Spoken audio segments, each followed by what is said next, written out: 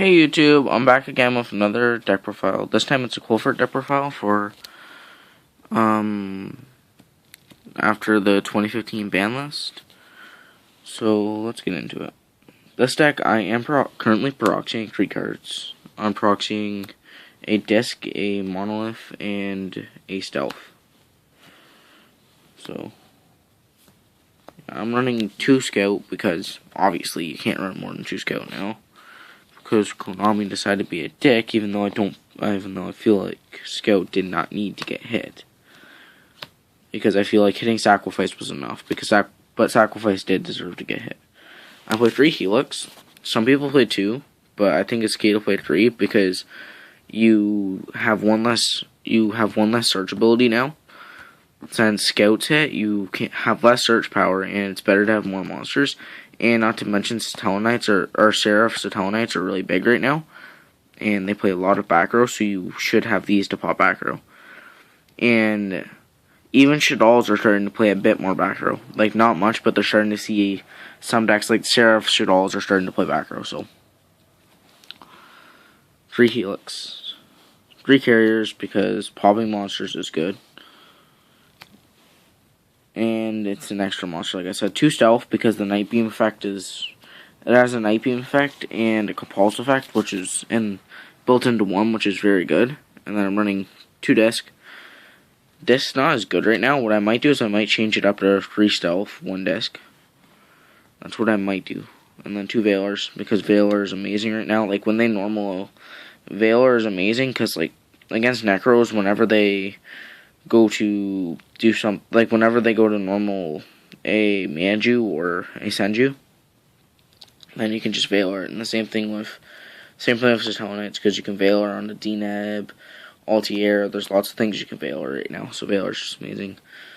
1 Shell, because this thing, if they don't have back row, can emit quite a bit of damage. It can emit 5,600 damage to them if they don't have back row, with the effect to attack twice. And then 1 Monolith, because Monolith, some people play 2, but I don't like playing 2 right now.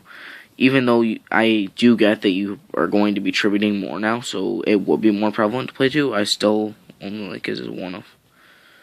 Because a lot of the time you're going to want to have I find if I have 8 in my Pendulum Zone and my Pendulum Zones are full, and I draw into a Summoner's Art, then it just sits in my hand for a very long time with that in the Pendulum Zone, when I could have a Scout, and that again, and I don't have a way to get rid of it, and you're only going to be able to plus off of it so much before you can't get another card to tribute monsters. Like, it's good with towers, but I don't even play towers because I'm only playing 1 copy of it. I'm playing Tramplinks because bouncing Scout back to your hand to search again is pretty broken. That's it for the monsters.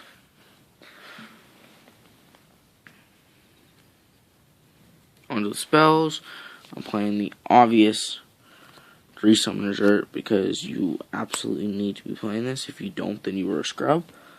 I'm playing 3 Upstart Goblin because right now you need to play Upstart Goblin for consistency. Because if you have a really bad hand with no monster, it's better to Upstart Goblin. If you Upstart Goblin and you give them 1,000, it takes you longer to kill them, but you don't lose. And if you don't Upstart Goblin, then you automatically lose. So it's better to have the Upstart Goblin. And then 2 Pot Duality for more consistency. I don't play more than 3 Pot Duality because Mind Crush is seeing quite a bit more play right now. And Pot Duality into a Mind Crush is bad. So that's why I play 3 Upstart Goblin and only 2 Pot Duality. With 2 Space Typhoon, even though the Floodgates did get hit, it's good to Space Typhoon them, like a Fiendish Chain or Call of the Haunted, and stuff like that. And it's good if they have 1 back row and you're afraid to go in, it's good to space that 1 back row. 1 Sacrifice, sadly, because Konami's a dick, basically. 1 Regeki, 1 book. That's it for the Spell and Trap card lineup, or spell lineup. Trap cards are in 2 Mind Crush because Necros and Satellanites are going around right now. One of the 2 biggest decks. And then 2 Mirror Force because of people that don't fear, and a lot of people don't expect Mirror Force in this deck. Like, they expect you to use your back row slots for, like, a Recoil or Soul Transition. They don't expect you to have a Mirror Force in the slot. And then one Skill Drain, 1 Solemn Warning, and then obviously 1 MGS. That runs out the main deck. So now I'm going to move on to the side deck. I don't really feel like there's a point. Like, I do have an extra deck for this deck, but I don't feel like there's a point to having an extra deck for this deck. I can show you some stuff that you do play in it. Yeah, there's no point on having an extra deck. And my side deck's not even that great, so I'm not even going to show my side deck. Yeah. Anyways, thanks for watching, guys. This is Jordan Rott signing out, and bye.